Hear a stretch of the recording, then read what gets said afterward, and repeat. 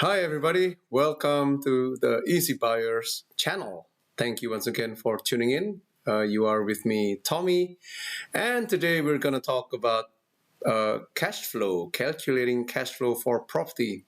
See, when you invest in property, I think it is really important to consider cash flow. I know some people are like, well, cash flow is nothing, is minuscule compared to the capital growth. I mean, after all, when people invest in property, I think most of us agree that capital growth is kind of the end goal of it, which is true, and capital growth is great when market is rising. But what happens when market is going through downturn or correction, and you have to hold onto that property a bit longer? And this is where cash flow is really important. See, back in the days, I still remember when I bought my first investment property in 2006. I bought a property for $440,000. I didn't do any research at the time. I just bought it because I liked it. My parents liked it.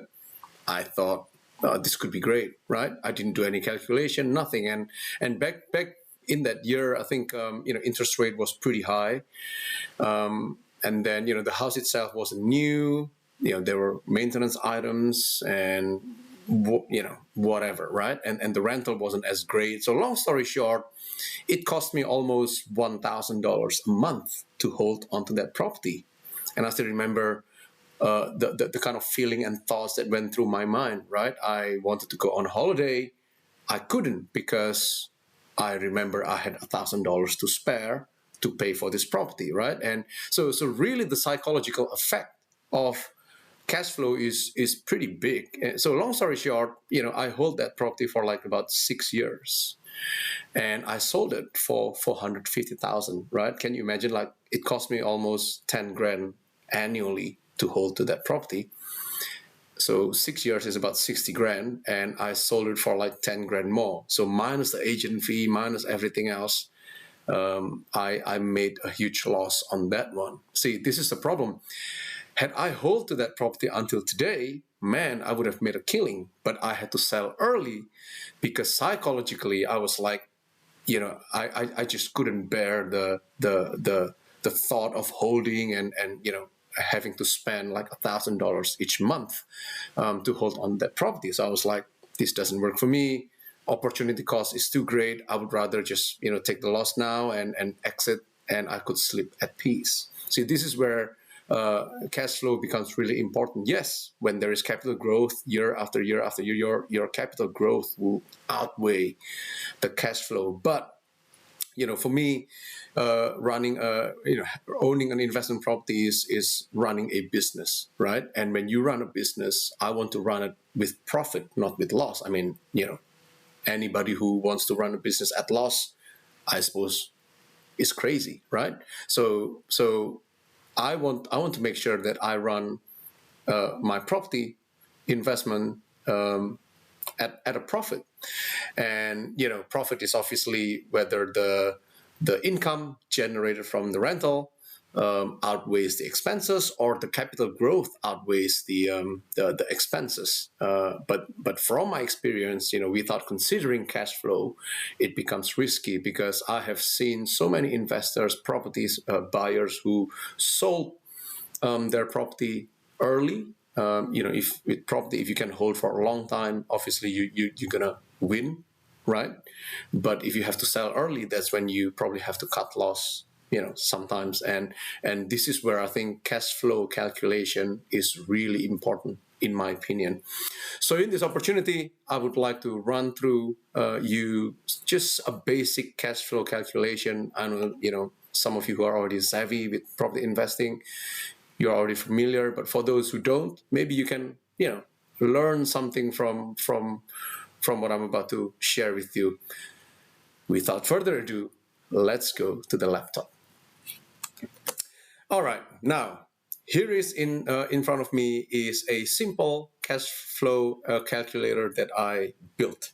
Right up here, I've got the price of the property I'm about to buy, and remember, I will do this before even entering into any contract, right? If I ever consider an investment property that I want to buy, I would run through this calculation first and make sure I'm happy with the numbers, so there is no surprises there. So up here, I've got the I suppose the buying amount of the property, right? And then how much deposit I want to put in, okay? And this will be the loan component. So if I put in 20% deposit, the loan component will be 80%, okay? And here on the left, I've got the annual income listed, okay? Again, with property, the only income it gets is from rental, right? So I put this down. I put down the vacancy rate as well because, while you can assume you always have rental income coming in, but if there is vacancy rate, I will factor that in as a cost. Okay. And finally, I have all the expenses, the running costs of a property. We've got interest rate, we've got council rate, we've got water rate, property manager fee, insurances, any pre-planned maintenance, like gutter clean or aircon maintenance. If you run this as an Airbnb, for example, you probably have other costs, advertisements and whatnot, and you put, like I would put everything down, okay, and then I start calculate my cash flow position. Very simple. So in this instance, I want to buy a $600,000 property, okay. I put down 20% deposit, and this is how much loan I'm gonna have, okay. Assuming rental income of $650 a week, okay. So this is how much I'm gonna get annually times 52. Very simple. Assuming there is 1% vacancy rate, so I calculate that based on just the vacancy rate times the rental income, the annual rental income. So every year I probably have to fork out about $338 to cater for the vacancies. Onto the running cost now. Interest rate assuming 6.5%, so 0.065 means 6.5%. So the interest rate component alone is 31,200. Very simple. This times 480,000, which is my loan. It comes down to 31,200, right? And then I have council rate. Let's assume it's 2,500. Water rate $1,000. Property manager fee at 10%. Okay, of the rental income. So that's what it comes down to, 3,380. I've got insurances, assuming $2,000 annually, and maintenance, $500.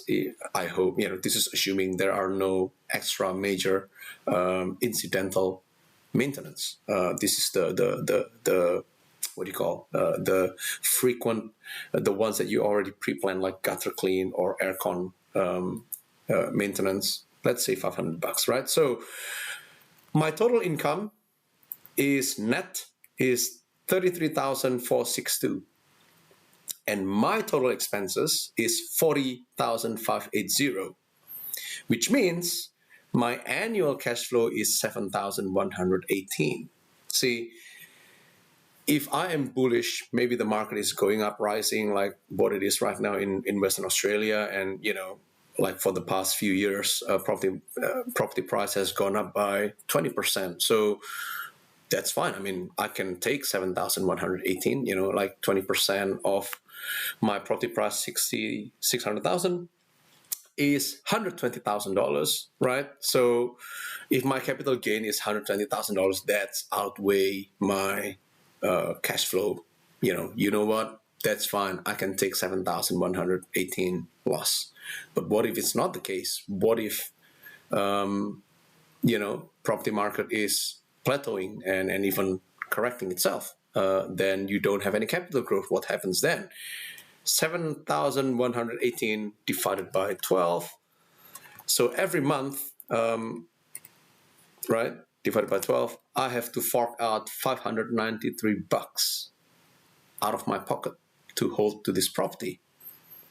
Now it comes down to the question, can I do this? Maybe if I've got a partner, I've got a family, maybe this is something that I can discuss with my wife or with my partner. Like, okay, we're about to buy this investment property. Long term is going to do great capital growth. But in the meantime, there is a chance that we have to fork out $593. What do you think? So with this cash flow calculation, I think there is merit. Like you can use you know, this simple calculation before you enter into any property transaction, so that you are prepared and know what to expect. So yeah, there you go. Very simple calculation. I would always do this before I buy any property. I currently have 9 properties myself, and luckily all of them are positively geared, positive cash flow. And if I would like to buy more, then I would do this exercise before entering into any contract, to get myself prepared, so that there are no surprises. There are no surprises for me, nor my family, nor my wife. Everybody is happy.